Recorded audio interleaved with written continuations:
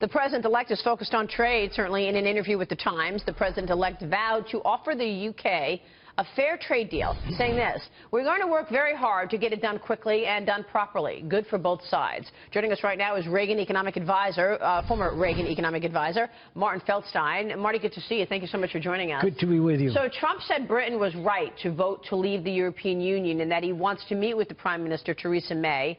Talk to us about Trump's trade stance. What policy do you see the Trump team offering Britain? Is that a good place to start? That's a very good place to start, but of course it's going to take a while before Britain can take up that offer, because now they're a member of the European Union, and the rules of the game are that any member of the Union has to have the same external trade arrangements as every other one.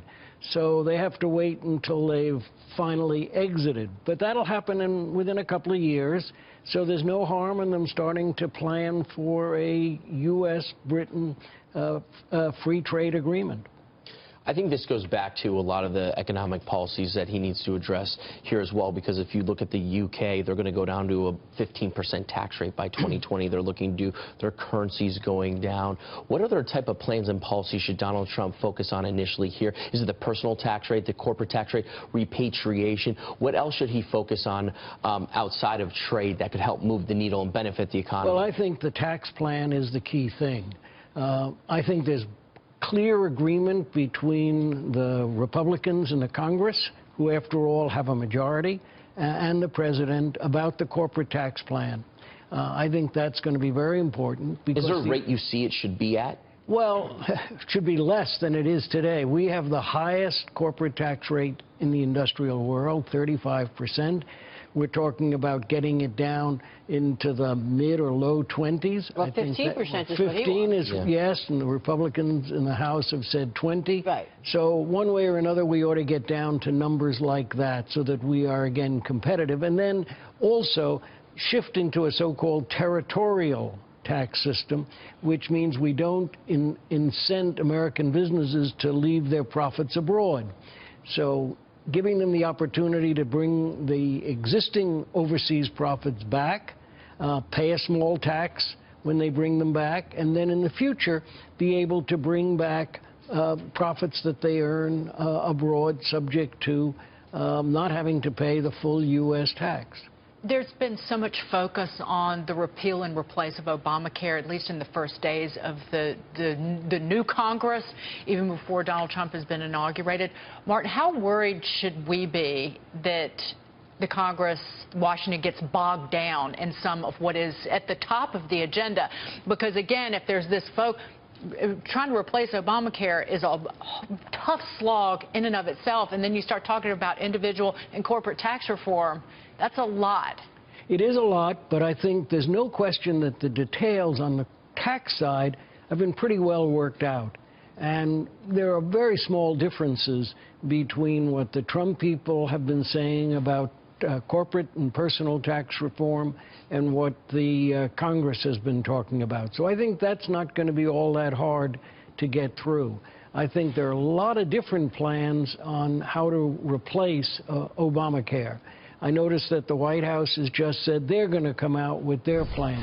So I think we will see a plan. I hope that people will gather around that plan, will agree about that plan pretty quickly. And these are the most onerous part of it. The rates, the premiums are skyrocketing, and we don't even have on there. And that's just one Arizona. Year. That's right? just one year. Yeah, that's 1 year. But Arizona is going to see an increase of 116% in 17. So what you're saying is, Marty, you do think tax reform will get done? I think tax reform will will it get done sooner? I mean, I think 2017, it's a sure thing.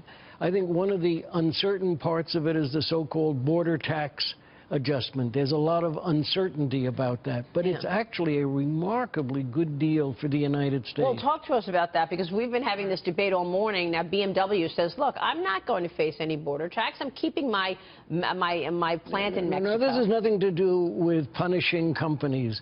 The border tax adjustment is a very clever way of raising a substantial amount of revenue for the U.S.